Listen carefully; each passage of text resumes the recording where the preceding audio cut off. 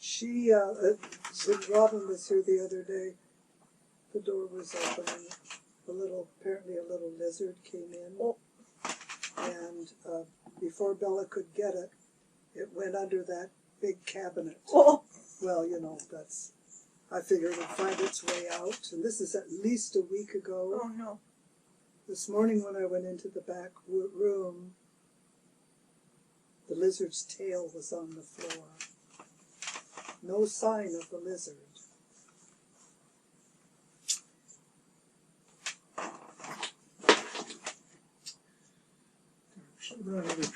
It's a mystery. Headphones. Yeah. Of course, I guess they can live forever without eating anything, but I just don't want it to get in bed with me. Yeah. Okay, so what is your full name and why were you named that? My name is Elizabeth Nora. Elizabeth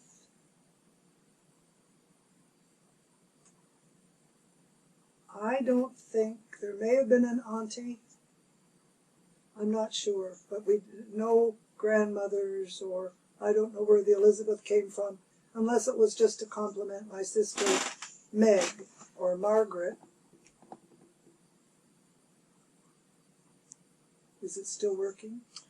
Yeah, but I want to be seeing you full screen here. I'm not sure why I'm not. Damn it. There we go. Okay. And the Nora comes from my mother's best friend. Nora was her maid of honor when she was married, and she was Mom's best friend for years. What is your favorite color? That's all I got. Then I'll make it a really good color. Yeah. Yeah, the best color. The longest color you The have. longest color there is. That's a hard one because I really don't have a favorite. I seem to lean towards gray and white. Besides gray and white. Really? Where were you born? What? I was born in Toronto. Tell me about your mom. What do you remember most? Oh my gosh, there's too much. Yeah, okay, then let's move on. Yeah.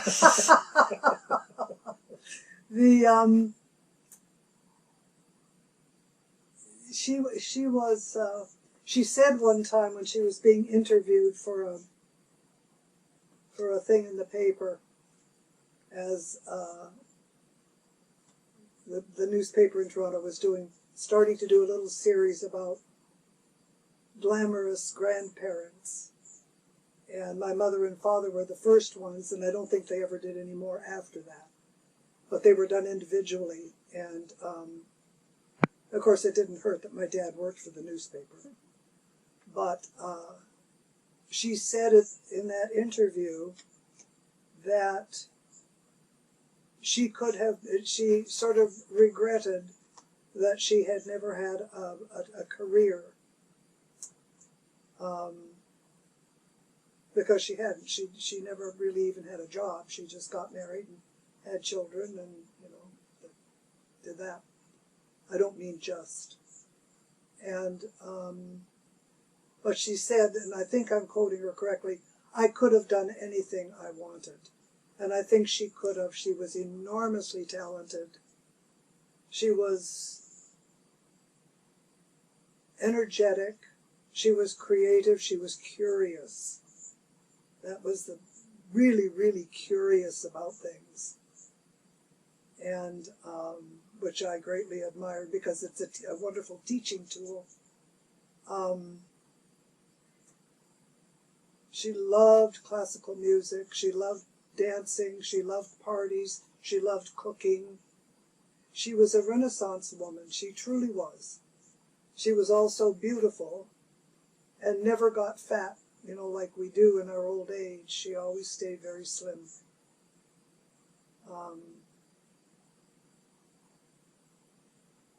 She was quite a lady. She was the first lady I ever heard say fuck. So her name was Serena what? Serena Eliza. Eliza. So that's maybe, I just feel maybe that's where the Elizabeth came from. Huh. And I think Eliza, oh, you know what? Eliza was my maternal grandmother's middle name. Bertha Eliza. So that's where the Eliza came from. Do you remember your Yes. grandparents? Yeah, I don't. Both my grandfathers died just before I was born. But my maternal grandmother was beautiful, soft, gentle, wonderful sense of humor. She died when I was maybe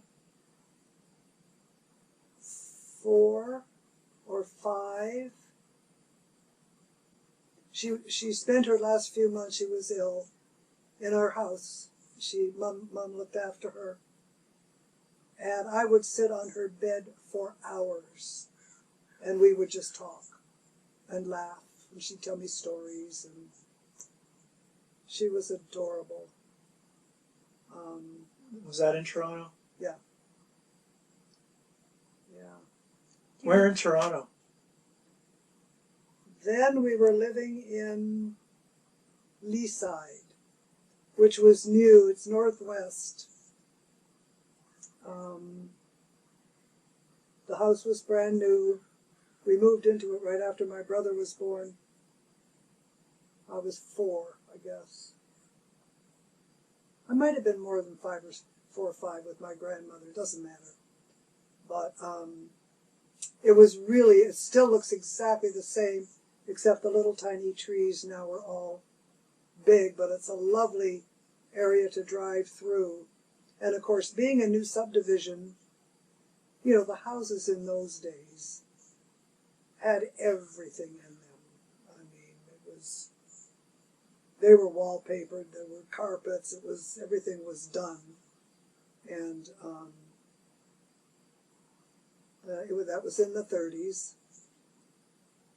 And we could go on hikes. We could hike for miles around that area and not see. We'd take our lunch and pretend we were escaping from the Germans. And we'd be gone all day long and never worry. That's when we were 6, 7, 8 years old, 9 years old. And nobody would worry about us, you know. And the streets were very wide, so we all played on the streets, and lots of kids. And the streets were all curvy, which made it really nice, unlike today's streets. It was lovely. Is there still a Leaside? Oh yeah, you can find it on a Toronto map. And the school that I went to, the public school I went to, is still there.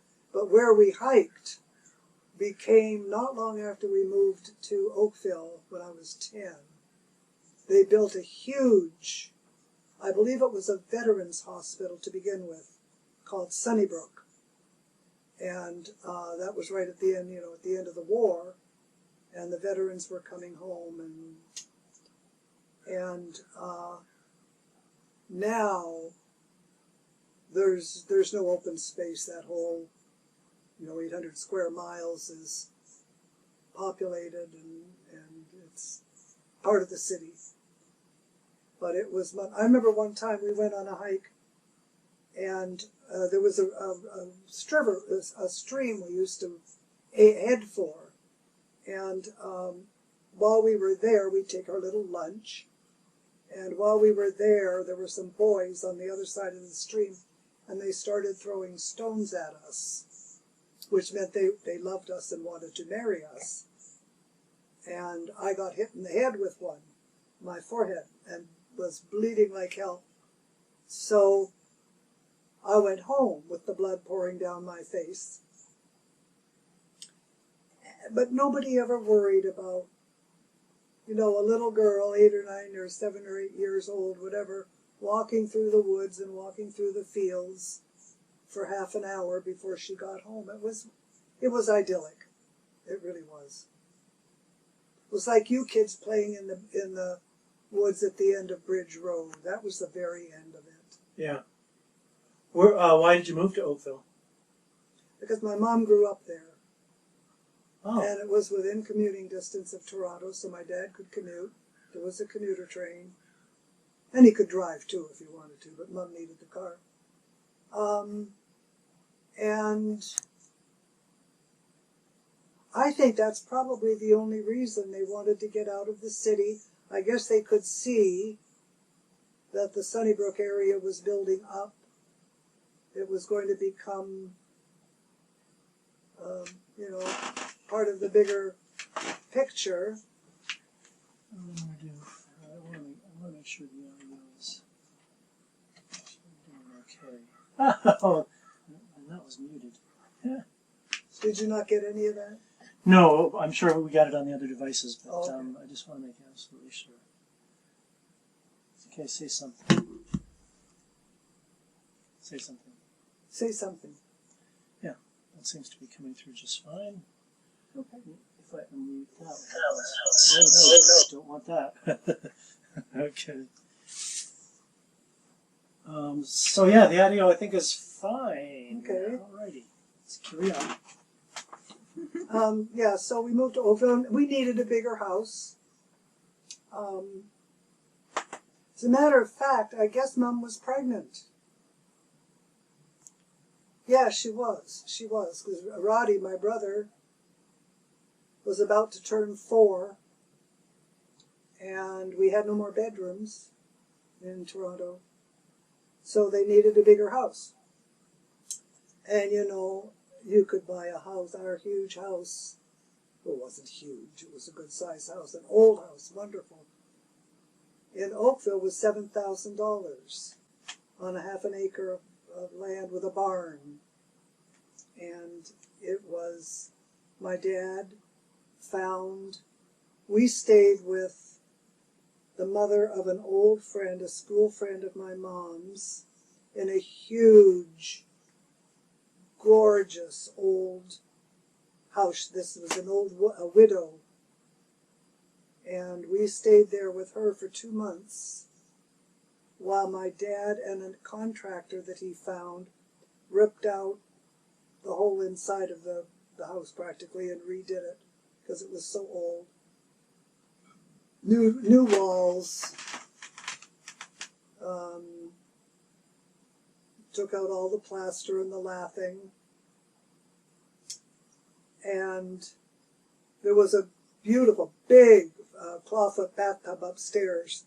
And we were so humiliated that we would have such an old-fashioned, we kids only, so humiliated that we were going to have our friends see that we only had one bathroom. A clawfoot bathtub that my dad even closed in the bathtub. So the embarrassment of a bathtub with feet would not show. And now they're cool. Yeah, I bought one. The first thing I did for my house in Canada is find an old clawfoot tub. Yeah. But it was great. It was that barn provided us, there were 3 stalls, and the big part where Dad could put all his tools and his lawnmower and stuff, and a wonderful loft. The whole top floor was a loft, and we would have our club meetings up there, or play spin the bottle, and do whatever seemed right at the time. It was great. Walk everywhere. Walk to school, walk downtown, walk to babysitting. Where'd you go to school? Oakville. I went to Central School first because I was only 10 when we moved there. And then my mother had gone to Central School too. That's how old the school was. And it's gone now, sadly. And Oakville High School, which is huge now. But the high school was only 2 blocks away. The Central School was about a mile. But it was a good walk. It wasn't bad. It was great. So Oakville all the way to graduation. Right until I got married. What did you want to be when you grew up? Married. Who was your best friend or Sandra. best friends? Throughout? Sandra, within a day or two of when we moved in, when Daddy finished the house and we were able to move in, it was before school started. Just before school. My sister was born in August. The baby was born in August. And we were in the house by then. And so we must have moved into the house in early August. And Meg and I were in the backyard one day, within days of moving in. And we noticed a girl. We had a back fence with a gate going into the backyard of the people behind us. And there was a girl just standing at the gate watching us, our age. So we walked over and said hi, and turned out she lived in that house. Her name was Sandra. She had a young sister, Karen, and from that moment to now, Sandra's still my best friend. She still lives in Canada, and I try to go to see her every year, except this one. There's still time. Yeah, I guess. What about your dad? I put on Facebook today, somebody posted an article about the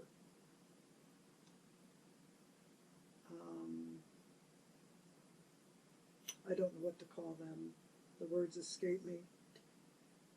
The news people who have been out on the streets for the last 2 weeks trying to get us the news, and who have been assaulted by police.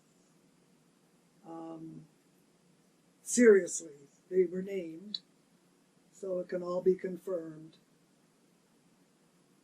And I posted, my father would roll over, is probably rolling over in his grave. He was such a man of principle, such integrity. And he wouldn't, I don't know what he would have done if he were here to see what's happening to the press.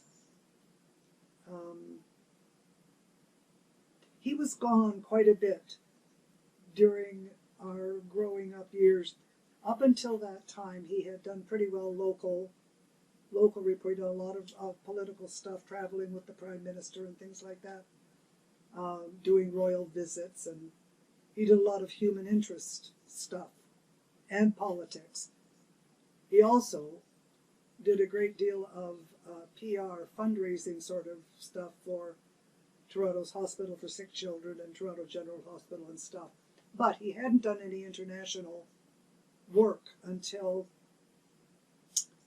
the uprising in Kenya. And I think that was the first one. Bobby was a baby. Is she going to land on me? Bobby was a baby, I guess. So it'll be 1960. No, that's not true. He went to South Africa. So it'll be in 58, 56 or 57. So it was before that. Maybe the early 50s that he went to Kenya. And then he did West Africa, reporting there, because there was a lot of unrest going on in Ghana and places in West Africa, which was a whole new experience for him, and he loved it. Loved it. Yeah, I remember a lot of the African souvenirs or whatever. Yeah, got some there. And he interviewed Albert Schweitzer, didn't he? No, Schweitzer was long dead. Oh. But he wanted, at the time, when he went to South Africa finally, in 56, I guess it was. Oh, I forgot to give Bobby that book.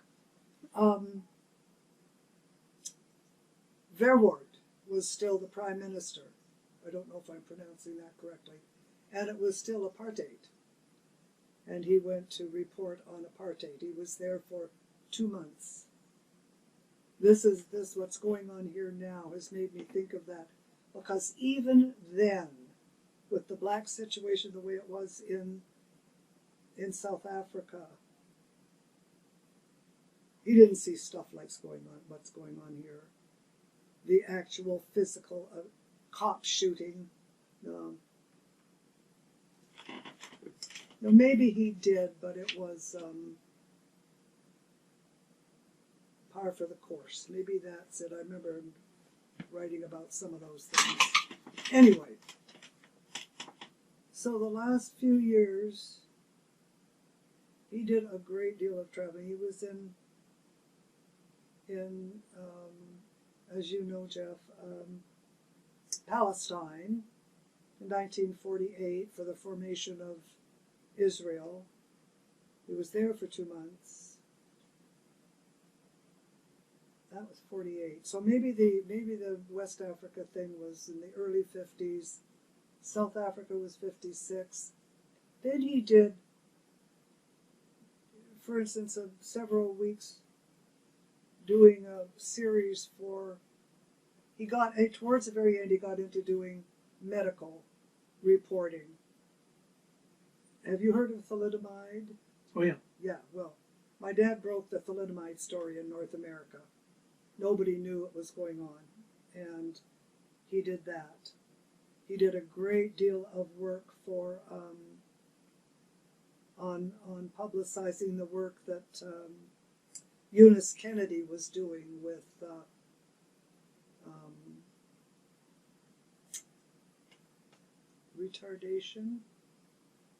retarded children.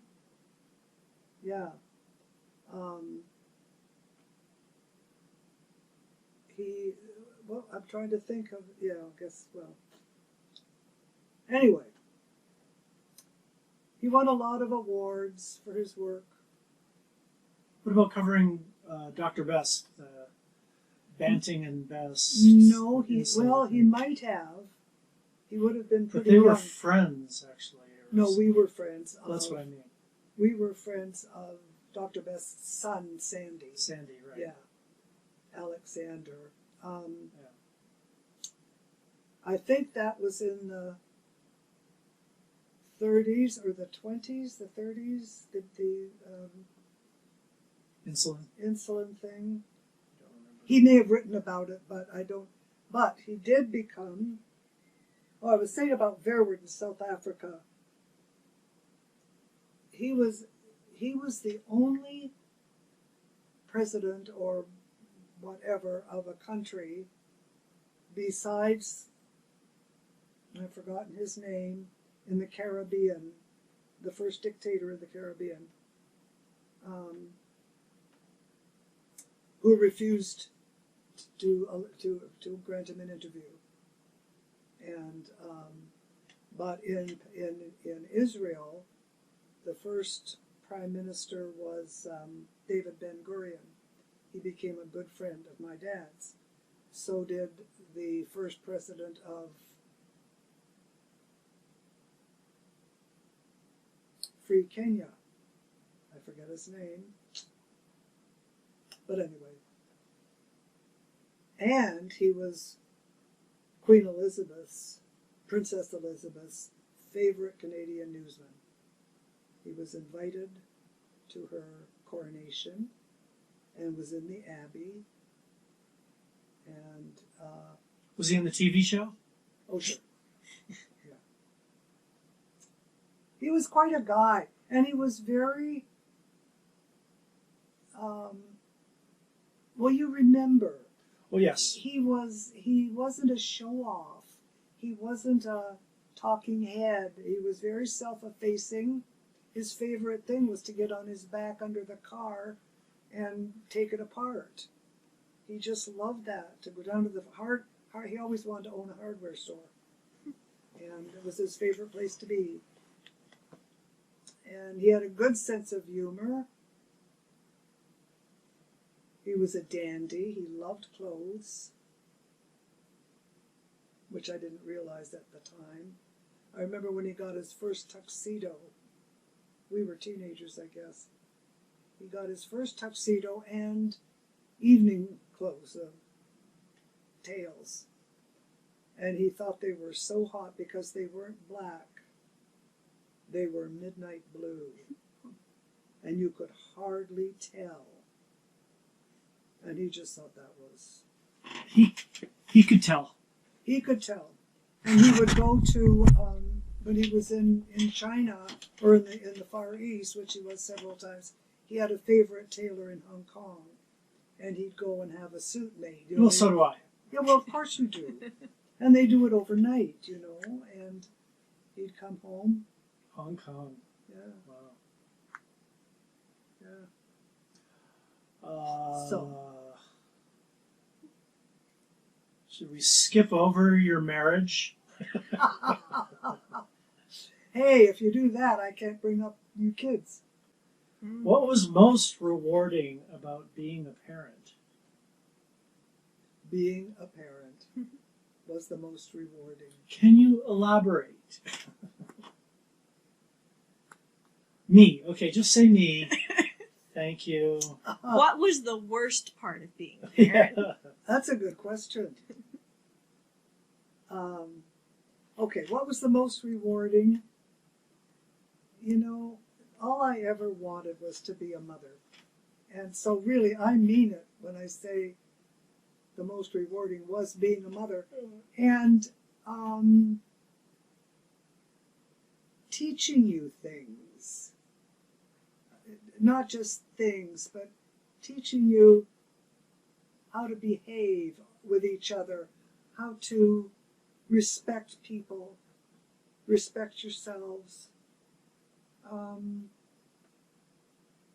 good table manners, just, being a parent. I loved it. I loved it. I still love it. You may have noticed I'm still very bossy. Were you part of any religion? Yes, I was. Yes, I was. I was brought up in the Christian Science Church, as were you. And I shouldn't believe is not the right word. It works. That's all I can say about it. It works. It's very hard work. It's very, very hard work, but because it's moment from moment to moment to moment. Every thought needs to be focused, and most people, including me, just can't do it. Are you still a reader? No. Excuse me for saying no. I have been until this. But not first reader, second reader, alternating. We have very few members, and so they're stretched pretty thin. They're falling away just like every other church, and of course, they're all, as Robin says, circling the drain. I mean, I don't think there's anybody in our little church under 70. What was your favorite memory, or is there a time period that you remember most fondly?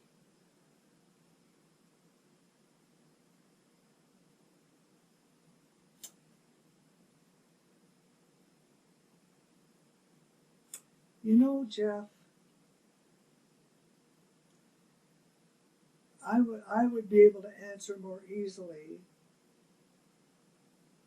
the period that was the worst, because so much of it was so good. There really is very little I look back on that I'm not so grateful for. That sounds so Pollyannish, and I don't mean it to.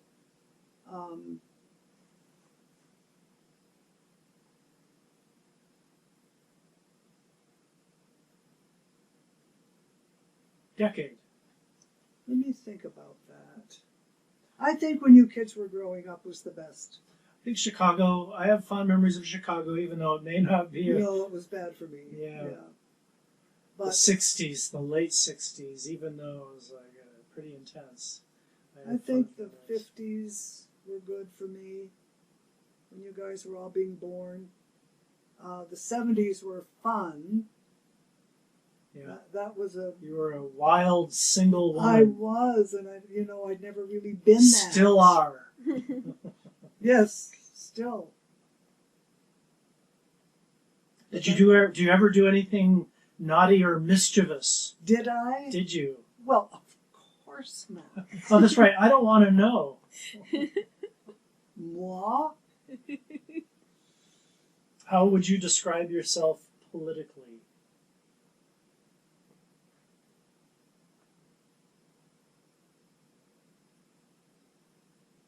I'm liberal.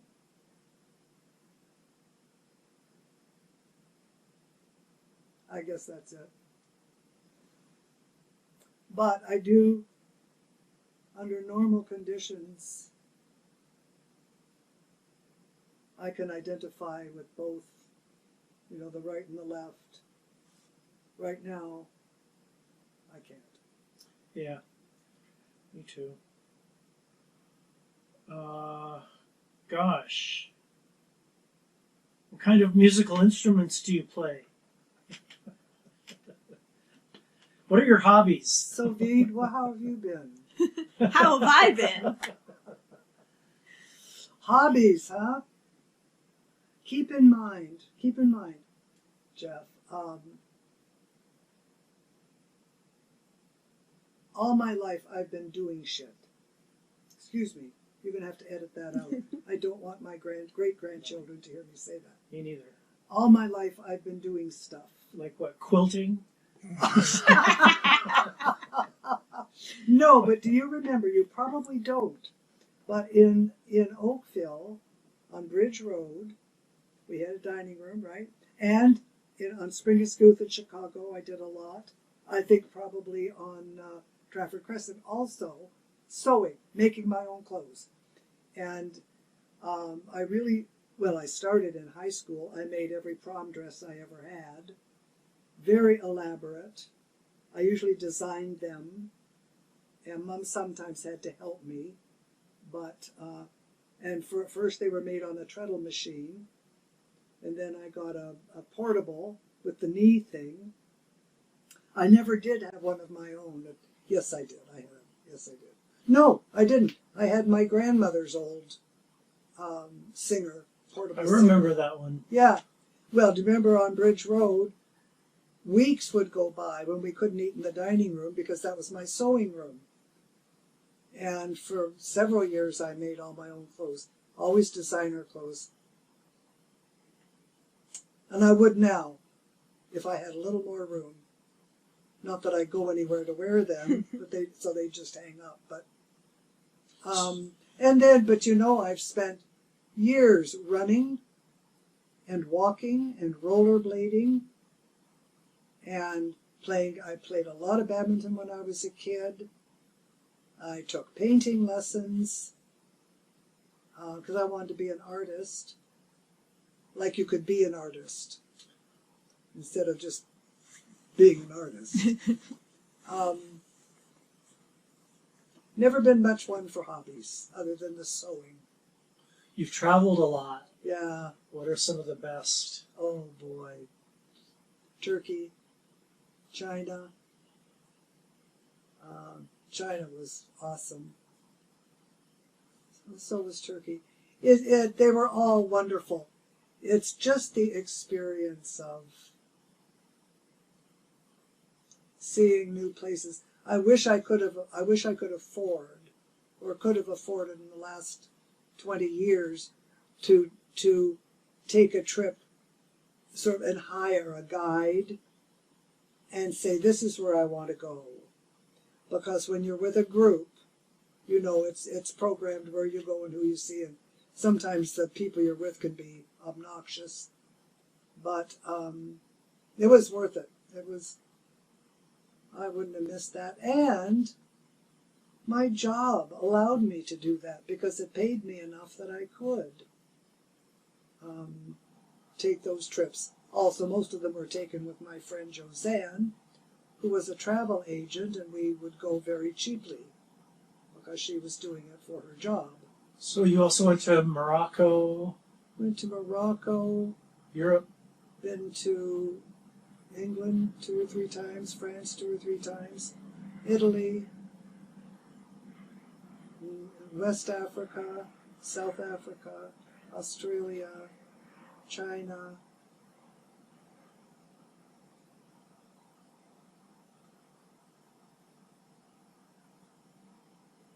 Not much of Europe. And I'm kind of sad about that.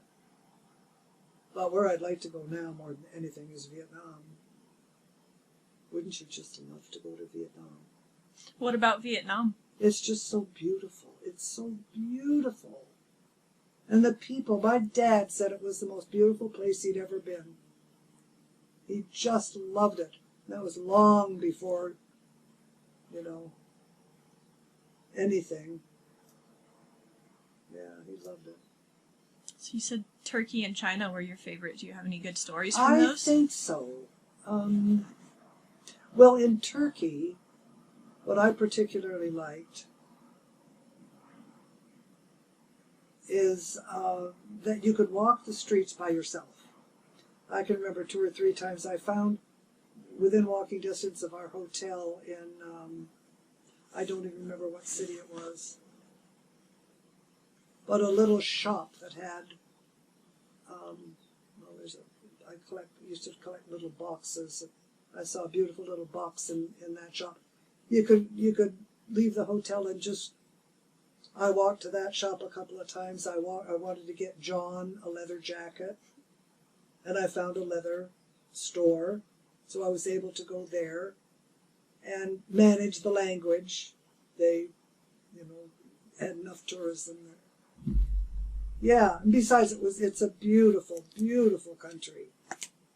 Morocco reminded me just of California. I think we're pretty much on the same Latitude. that one. Latitude, yeah. But Turkey was sort of like the U.S. It had everything: mountains and deserts and cities and wonderful beaches and resorts. It was, and great food. Great food. Yeah. What about pets? What about them? You can't live without them. And you had... We had, from the time I can remember, when I was 2, we had a Scotty named Angus. I don't ever remember being without a pet. After Angus, What about Duke? well, we're going to get to him, but before Dookie we had Matty, who was a Springer Spaniel, sort of a Springer Spaniel mix, who had a couple of batches of puppies, which was always fun. We always had cats. And then we got Duke. Should I tell you the story, which you already know? I don't know it. You don't know it. Okay.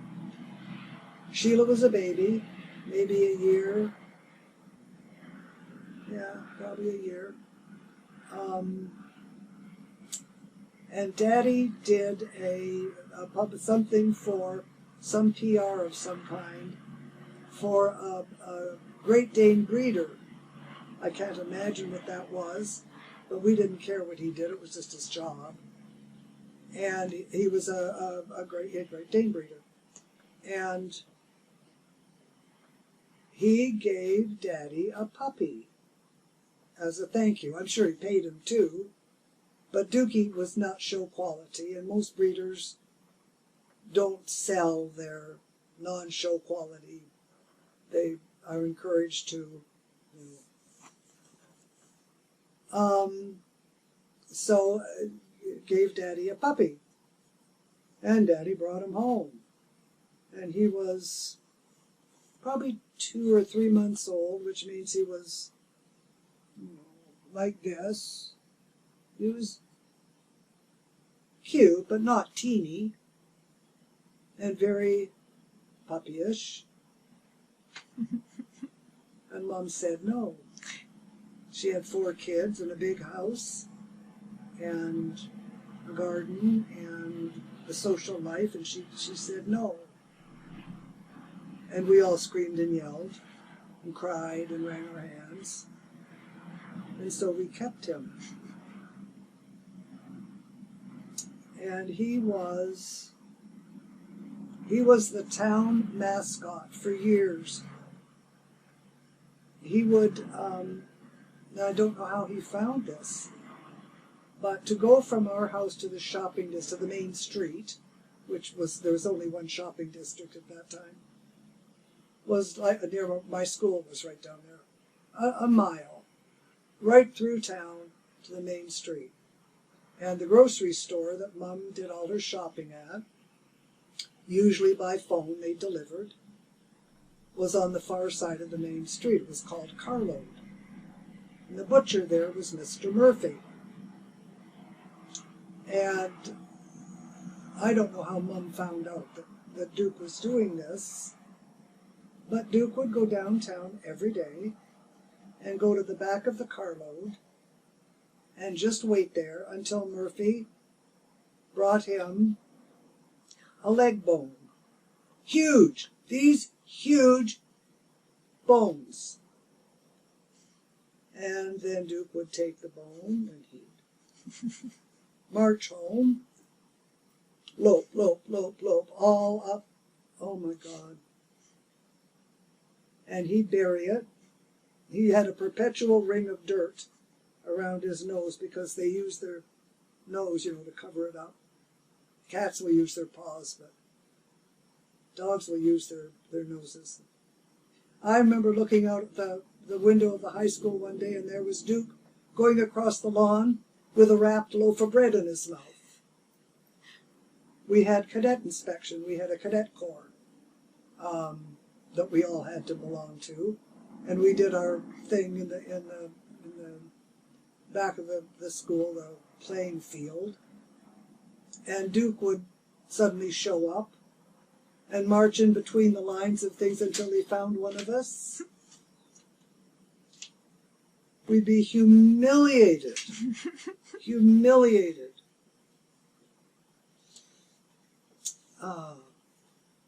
He was a marvelous dog. A marvelous, never had to teach him to behave himself. He just did.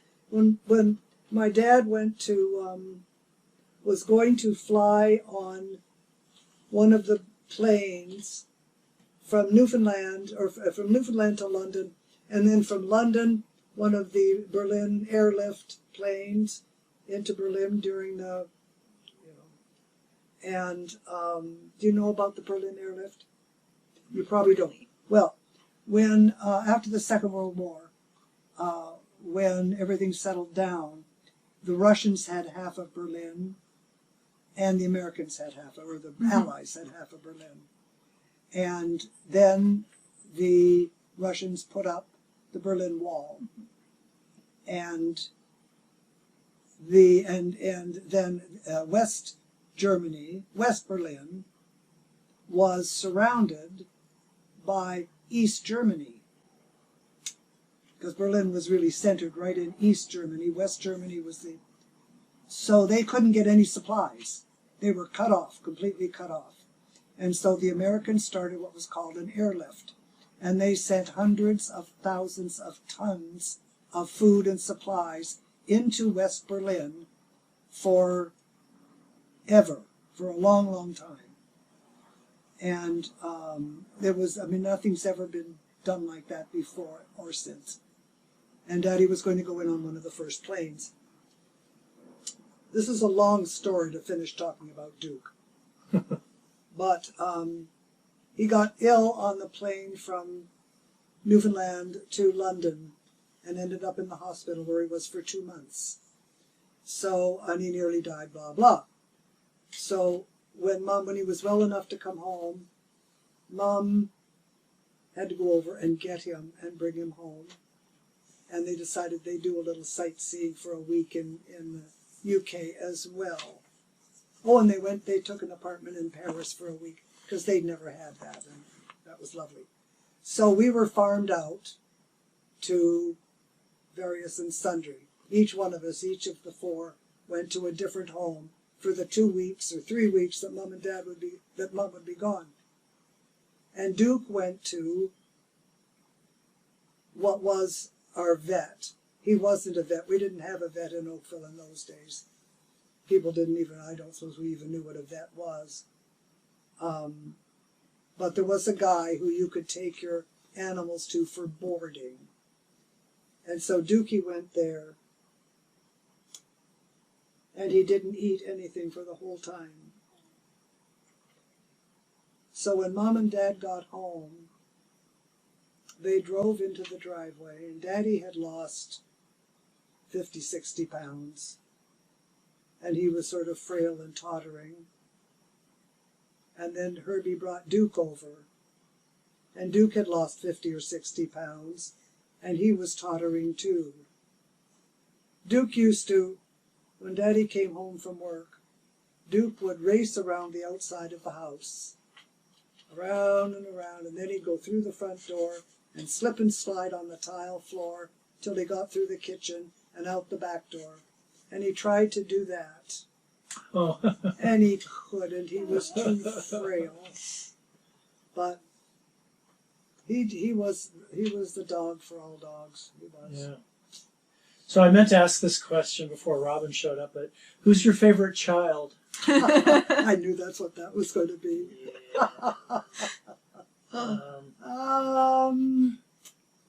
Let's see.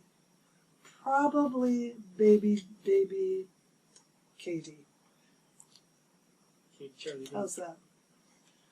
What is your bank account password? Oh, honey, you'll be so disappointed. Okay, what's the single most memorable moment of your life?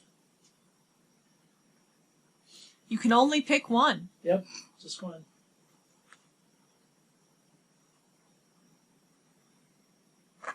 Should have given you these in advance. Yes, you should have. I asked for I know them. you wanted to, but I refused. That would have taken away the spontaneity. Single most memorable event, or just, well, it would be. Yeah, Yes. something like that. Yeah.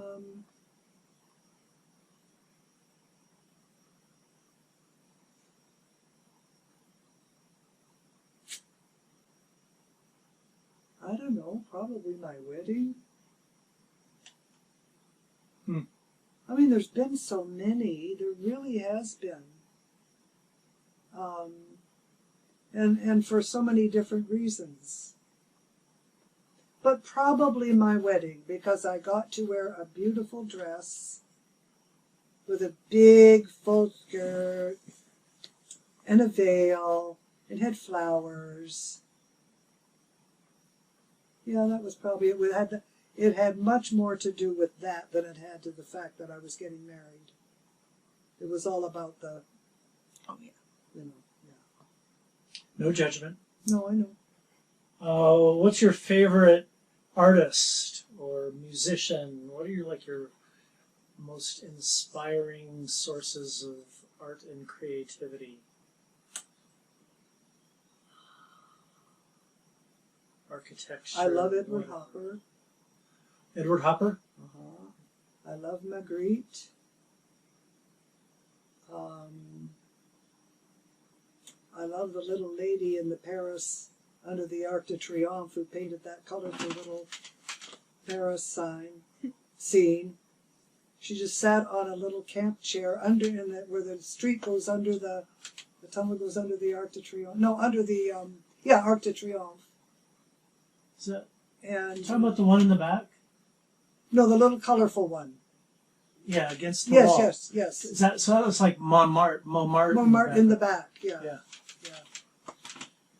I don't know who she is though. So she's nobody. Yeah. So She was just a lady the selling question these things was- for a few francs. Yeah, it should have been somebody like Michelangelo or something. Well, I know he's yours. Modigliani. Probably. What's his name? I don't know. Right, Maxfield Parish. right behind your head, against the wall. The flowers, the small with the black frame. Oh, I wouldn't know who that is. It's 5 letters. Redon, Redon. I love his flowers. Oh, Love his flowers. don't know him. I do love. Oh, but also the Van Dyke types with the lace. Yeah.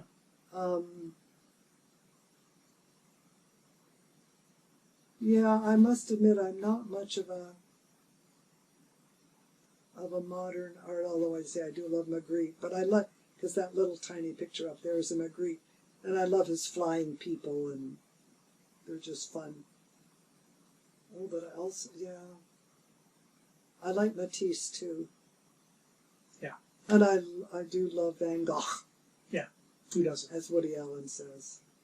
So what about So, like music. the recipes that you remember making us as kids? Do you remember what you used to, your go-to recipes?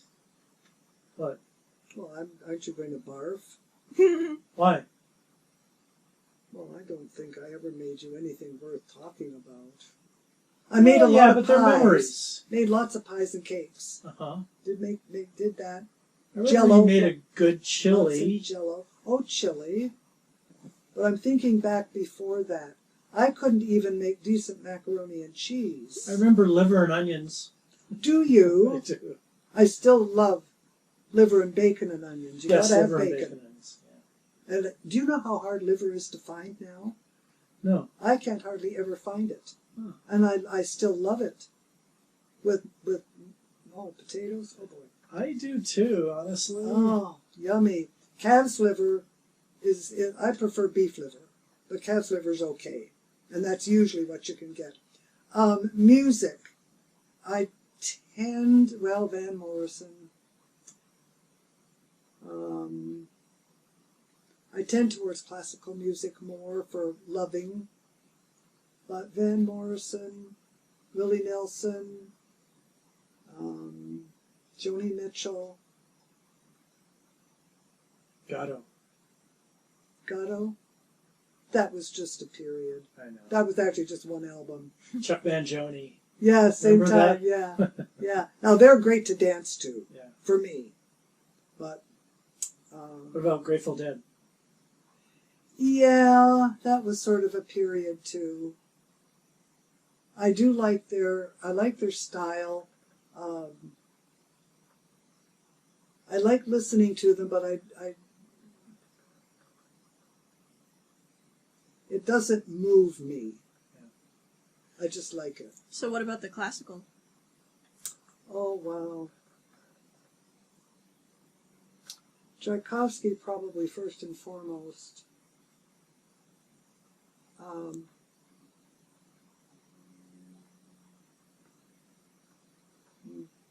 Rachmaninoff.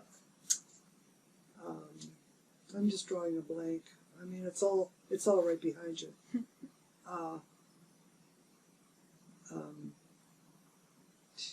Rachmaninoff. Thank you. Rachmaninoff, Tchaikovsky, Brahms to a point. Not crazy about Bach.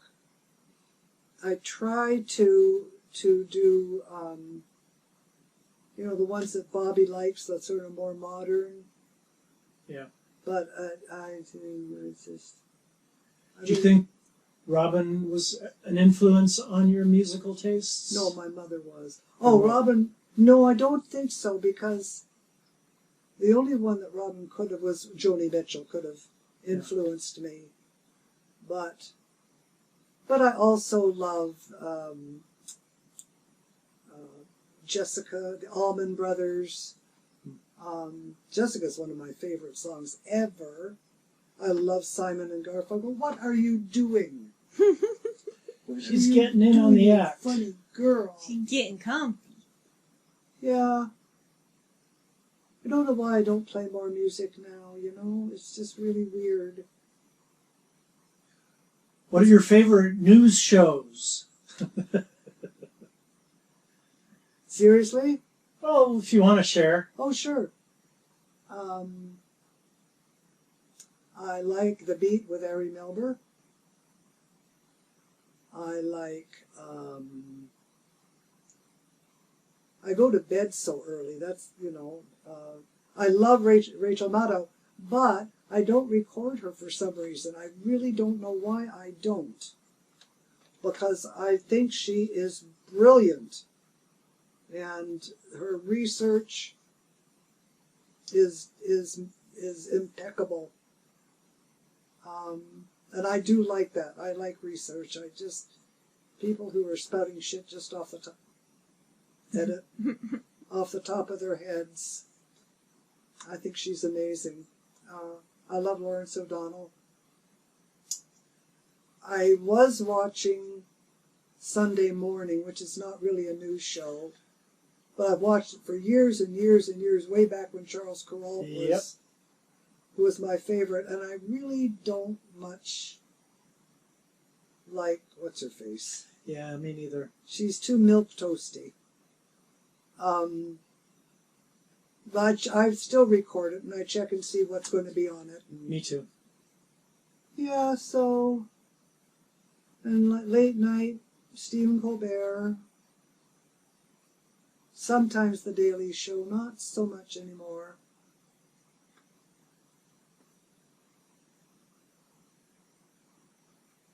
That's about it. Favorite movies? The Deer Hunter. Cheery. Out of Africa.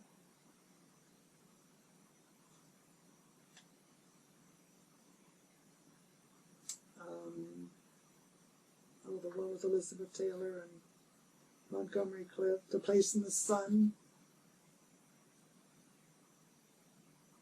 What was the one I just watched the other night for the first time? Or the second time? There's a lot. Not so many, but I haven't seen very many movies in the last 5 or 6 years. Harry Potter? No, I've not seen any of them. I know. Did you ever fight in a battle in World War II? I did, yes. I killed some of them Nazis. Yeah. Do you have any questions for me? You said I wasn't allowed to. I know. Running out here. I got 130 questions, but ask them. I've got some. Oh yeah, please. Yeah. By all means. What are some of your values, your strongest values? That's a dumb question. He's so bad. But he took 5 minutes Googling that list. Values. Values. Tell the truth. Don't judge.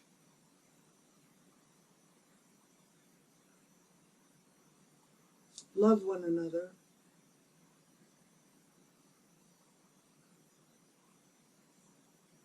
It is what it is.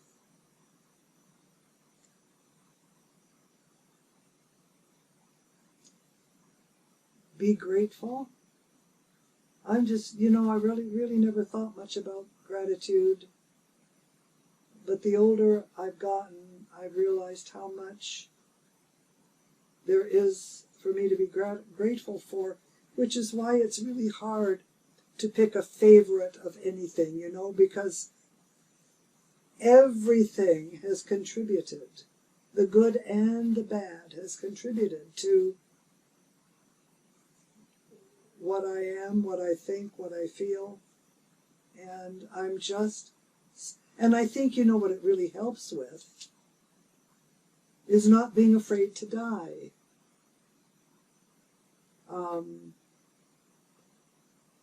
Especially when you've had a life as full as mine.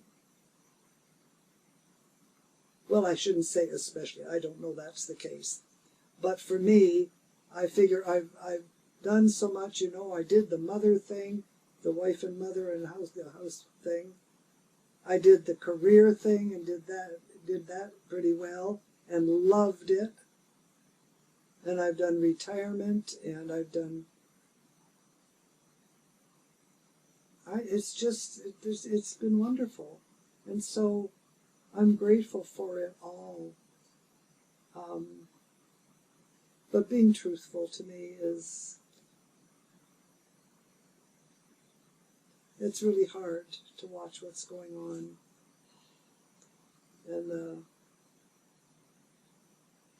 the rape of what we think is important. I know you think is important too. It's nasty.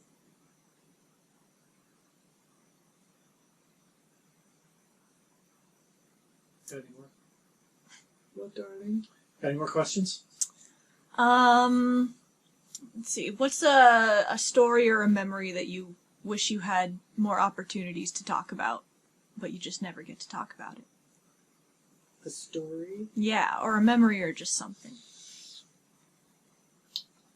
It seems to me that old people, all we do is talk about memories, and I can't imagine that isn't the most boring thing in the world for people. No.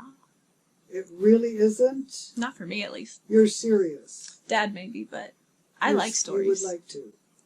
All right, let me think.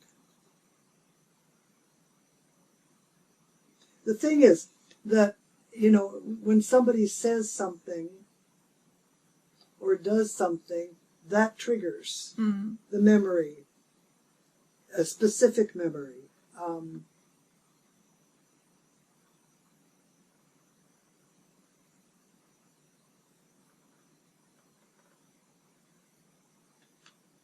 I haven't got any memories. Well, if not memories, Well, you know what?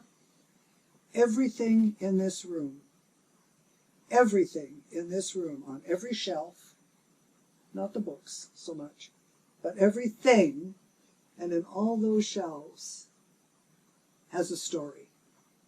Every single one. Let me look and see if I can find one that would be of any interest. Okay. Oh, I shouldn't get up. Yeah, you can. Is it okay?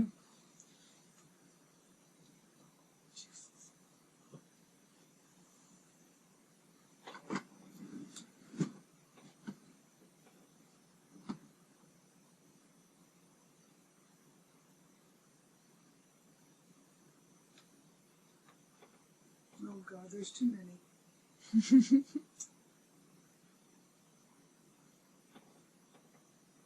Like that piece of coral. This? Yeah.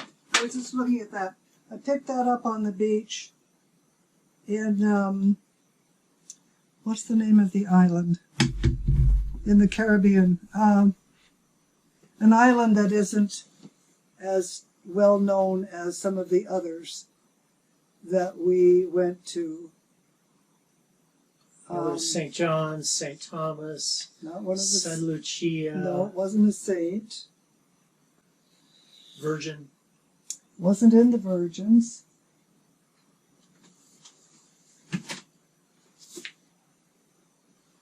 Not in the Virgins.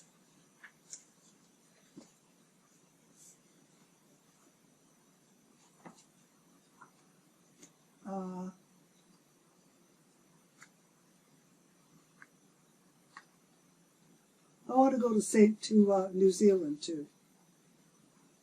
Along with. Yeah, we do too.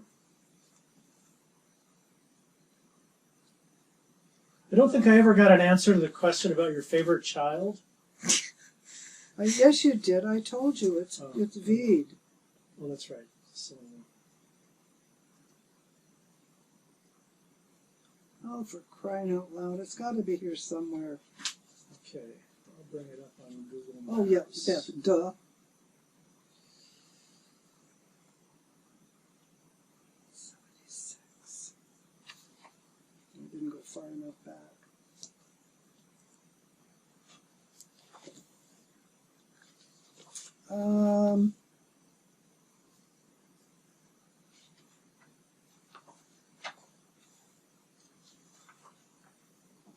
Oh, for crying out loud. Okay, Oh, so we got Here we go. your Here we go. Here we go. Not Antigua, but the other, Anguilla. Anguilla. Ah, Anguilla. Yes. Yeah. There was stuff all over the beach. It was beautiful. who were you there with? I was there with Sue. That was fun. She was going to take a trip with some lady she knew from her work.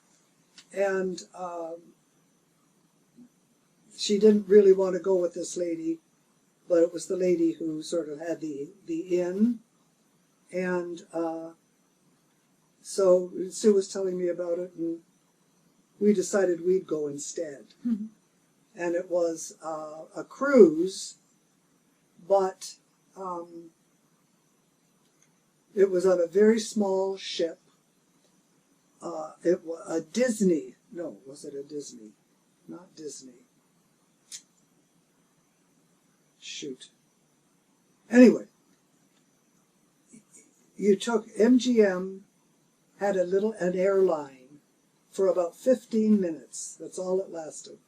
The movie theater, movie studio, they had an airline.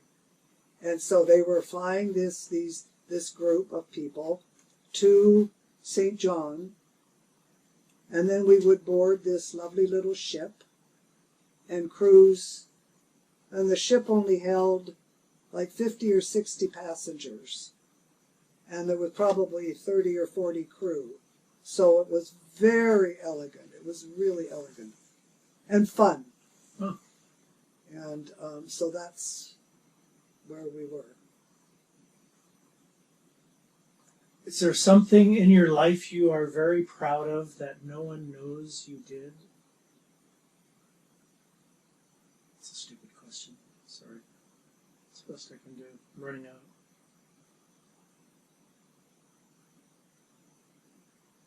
That no one me with my big mouth, that no one knows I did. Yeah, doubtful. Do you have any crimes you would like to confess Yeah. I do have some crimes, but I'm not confessing.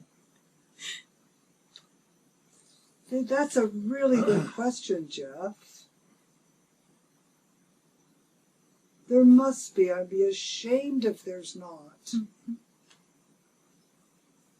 Well, I've done a great deal of volunteer work that maybe everyone isn't, because I don't think that's something, starting way back when we lived on Bridge Road, I was a pink lady at the hospital. That was my first thing. I've done rape counseling, which was very interesting. In that situation, I did it when I lived in Escondido the first time. And we would be on call from 6 in the evening till 6 in the morning. And it was a hotline for not just rape, but abuse. And being near Camp Pendleton, you know, there's a lot of that going around in Camp Pendleton. It's how I met Lila, was doing the English as Another Language in Canada, which I loved doing.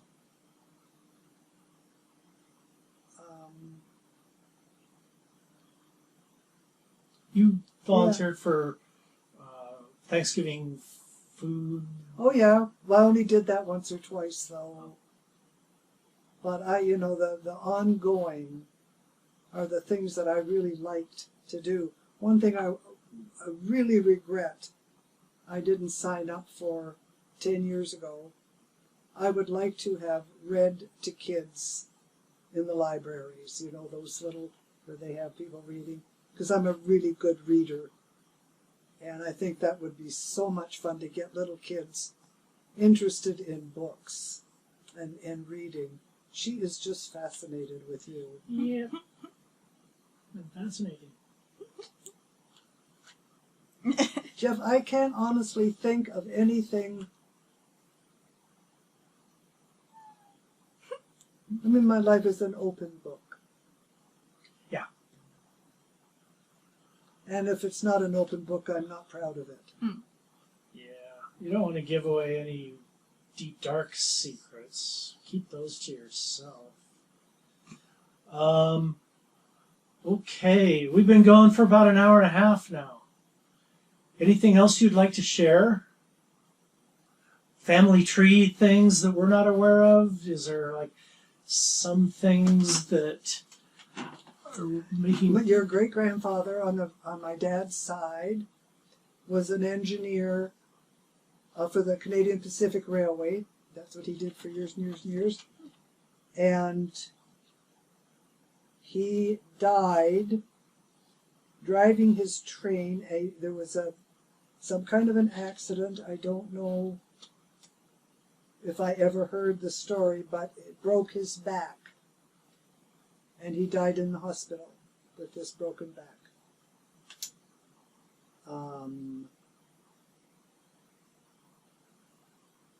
Your great-grandmother, I've got stuff in there in a big envelope that you kids will have to look at one day. She was a little Quaker lady. She was Dutch. Yeah, she was Dutch. And the only picture I have of her is, I think I posted it on Facebook once. It's around here someplace.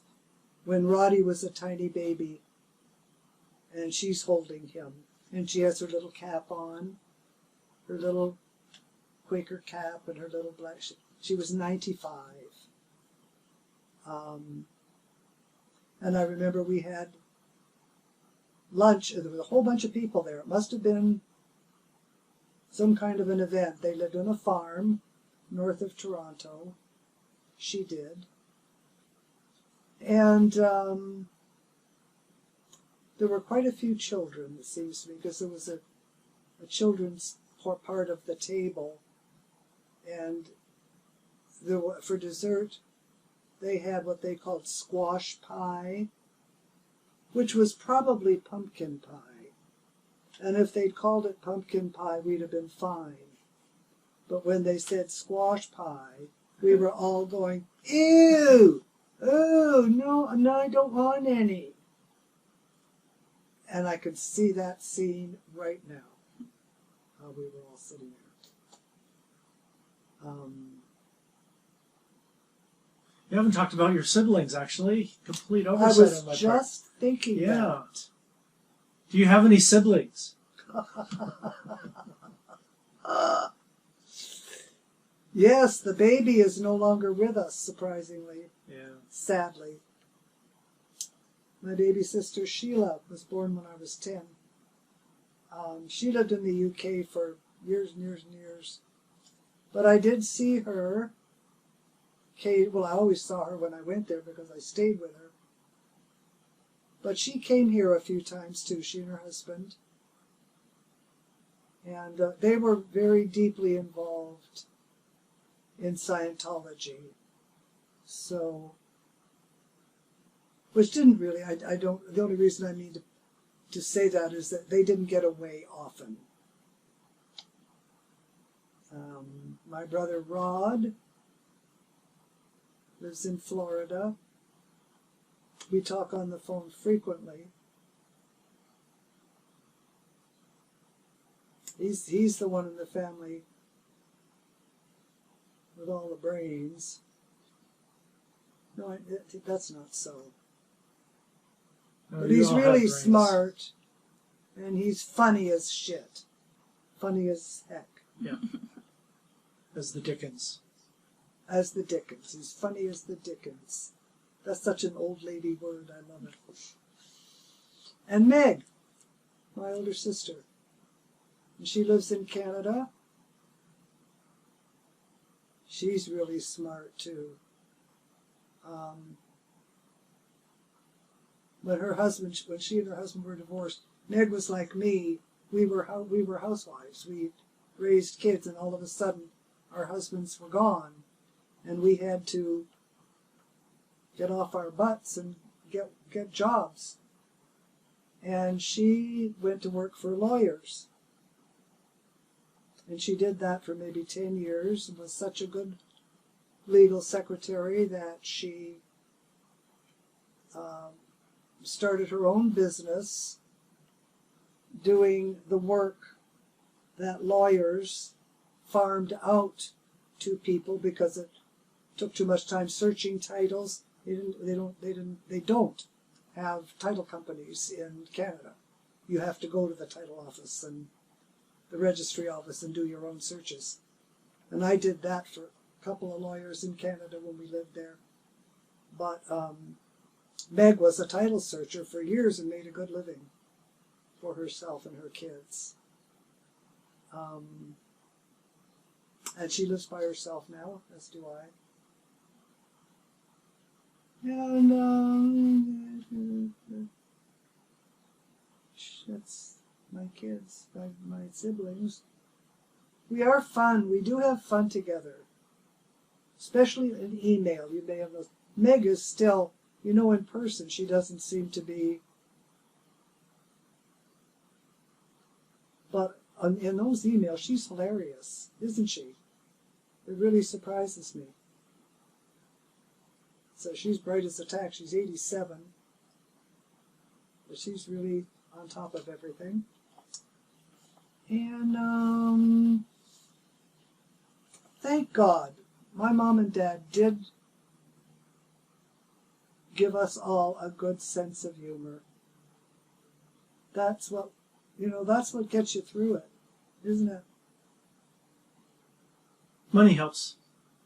Not as much as the sense, well, yeah, maybe you're right. So if you had to do it all over again, what if I had to? What would you do differently? True stories. I think I would do what my dad so desperately wanted us to do, and that was go to college. And it might have been different. It could have been totally different, which means I wouldn't have you guys. But yes, I think I would do that. What were the college options back then? Get married. When I got out of high school. No, I mean, if you did go to college, University of Toronto. Toronto, yeah. We had University of Toronto, but it was very expensive. Yeah. And I don't know how Daddy thought he was going to have two girls in college at the same time. But I got out of high school in 1951 or 52. And I don't know a girl that went to college. We weren't college obsessed in Canada like they were in the States or are in the States. I mean, it's just natural. It seems that forever it's just been natural for a woman, an American girl, to go to college. We didn't do that. A lot of the boys did, but the girls didn't. We just got jobs, and then we got married. And that's what we did. So I would do that, I think. I'd like to have had the college experience. Aside from the education, I'd like to. And I loved the few classes that I took when you kids were in school, where I went to Mesa College and took classes. I loved that. It was really fun. I like this question. Do you remember the first time you saw a television, a car, a plane, or a refrigerator? Are you As a that matter old? of fact, yes, I am. The first time I saw television, I wasn't married, but Tom and I were dating, and we went over to God, what was his name? Williamson. I forget his first name. And his wife, who had just gotten married recently. They were a little older than we were, but they had a television. And the screen was, like so. It was fascinating. And very... What were the other things? A car, a plane, or a refrigerator?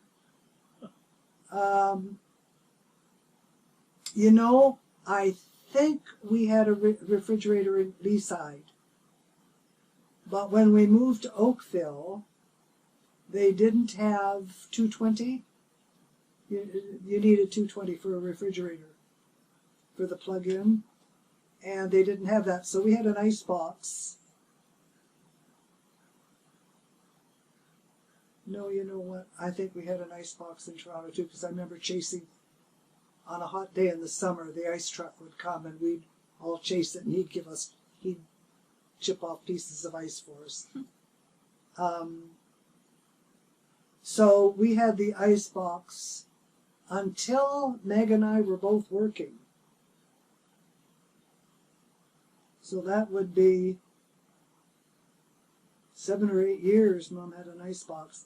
And then Meg and I bought Mom a refrigerator. We chipped in, we bought her a... What were you working? I was a legal secretary. Oh. For the first year after high school, I worked in a children's shop. And they also had a few things for grown-ups, including cashmere sweaters. And that's when I fell in love with cashmere sweaters. And then I got a job as a legal secretary, and that's all I did till I got married. A car? No, there were cars lots before that. But I remember a car that my dad had when we were going up to the cottage, to a cottage. And Roddy was just a baby. And I was riding in the rumble seat. That's how old that car was. The car was not that old, but it was a convertible. The top was down, and I was sitting in the rumble seat. Do you know what a rumble seat is? Well, remember the little, they called them, oh God, what did they call those cars? Doesn't matter. There'd be 2 seats in the front, a very small seat in the back, and then in the outside back, where now the trunk is, there was a thing you could open, and it was another seat for 2 people. And that was the rumble seat. And while we were driving into the cottage along the country road in the woods, it started to rain. And everything was, oh my God, I'll never forget it. I thought it was so exciting. An airplane? No, they were around. I'm pretty sure. Yeah, they were around. Not like now. I don't think we weren't anywhere near a flight plan, so we wouldn't see them going over to the airport or anything in Toronto. What would the honking horns be about? I don't know. Are you hearing honking horns? Yeah, did you hear that? No, I don't have my things in. It might be like Oh, a those graduation. drive-by party things. Probably a graduation. Yeah, we've been having them by our house. Or it could be a kid's birthday. They're doing that for birthdays too. Yeah. Is that what you just said? Sorry. Because I know everything, you know. Yeah. Anything else? What's your favorite book? My favorite book. Yeah. Or maybe not favorite, but one that had a meaningful impact on you. Oh, well, there's a bunch of them here. I forget his name. Just a second.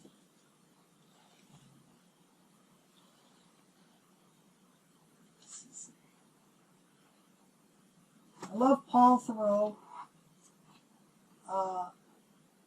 Isaac Dinesen, anything by her, Out of Africa, on and on. What is his name? C.S. Lewis. Is it over here? God, they're all in behind. There's this guy who writes.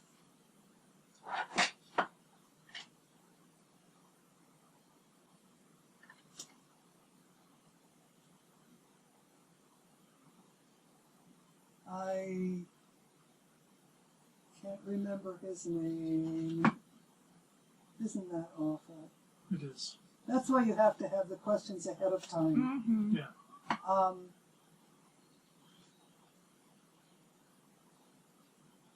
He wrote.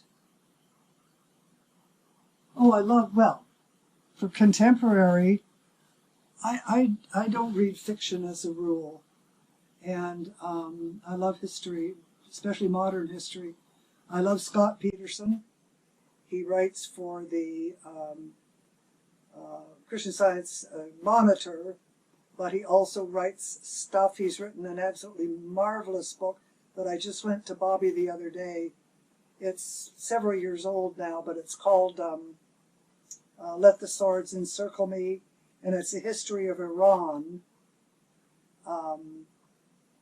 from probably the time that the United States heroically overthrew Mossadegh and reinstalled the Shah, Right.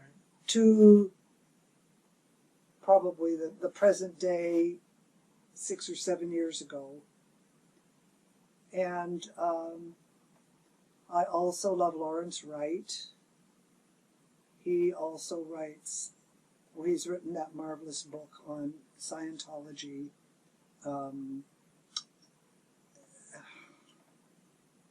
He's a journalist, I guess you would call him. And but more investigative. I like that's why I love that Lawrence O'Donnell book, because I like investigative journalism.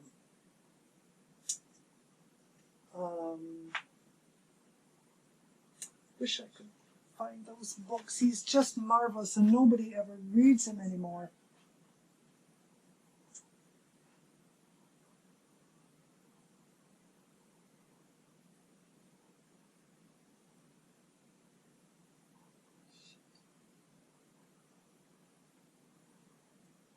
Well, no biggie.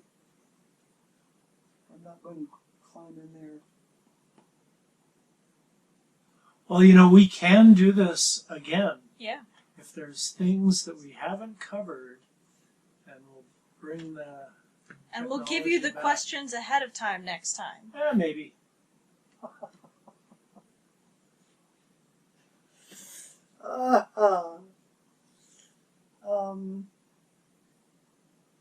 Yeah, there's nothing down there. I'm sort of, I don't have any specific tastes except I prefer nonfiction. But then a good fiction will get you going. For instance, I loved, she's finished now, A is for, B is for, Yes. Sue Grafton. Mm-hmm. I mean, they were so much fun. They were great fun. I did like those. Don't know those. No, they're just little mysteries. Mm-hmm. But they were fun, easy to read. Like Nancy Drew. Yeah, only a grown-up. Yeah. Okay. Time for wine. Now, do you want some wine now? No, honestly, I don't. I really have some tired, red. and it's going to knock me out. Yes, if it I will. had any. Incidentally, Jeff, do you remember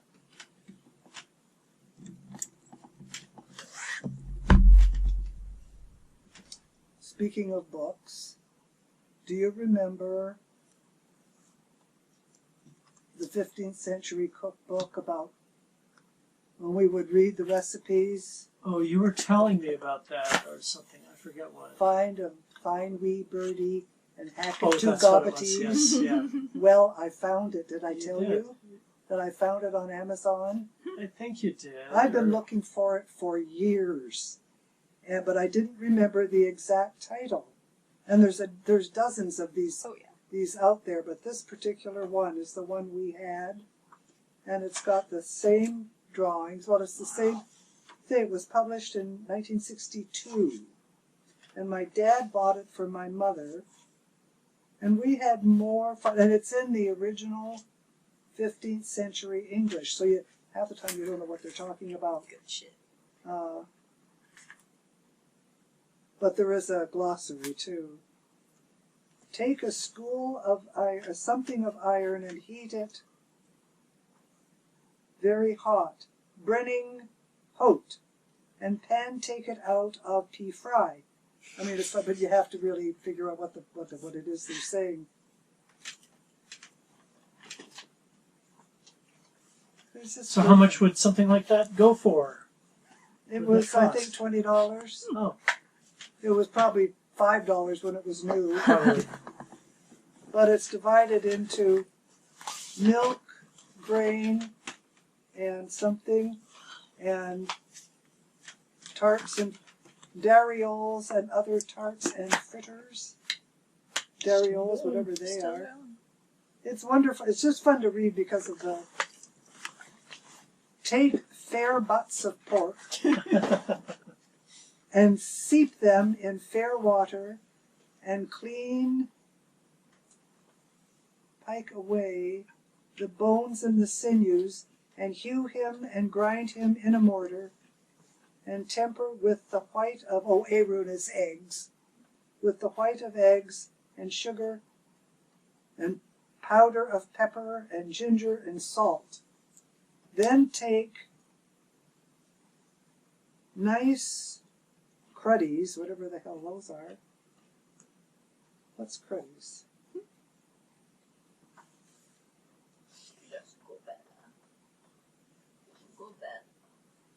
Well, I thought Robin was going to help. Oh, curds.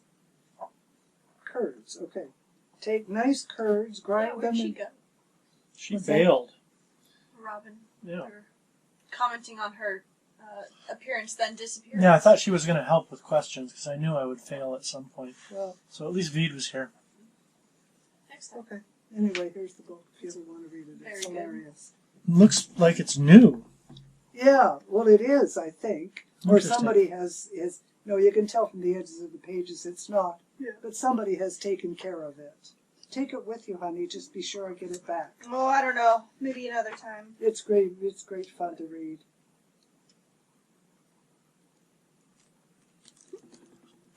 Garbage. Well, what I did is I used Zoom. And Zoom has the ability to transcribe. So hopefully everything that you've said has been recorded and transcribed. And I'll get the transcription in a few hours. You mean printed? Printed, yes. Wow. And I think the audio was good enough. Zoom is pretty impressive with what it can do. So we'll see if we've got Wow. that documented. Fingers crossed. That would be great. Yeah.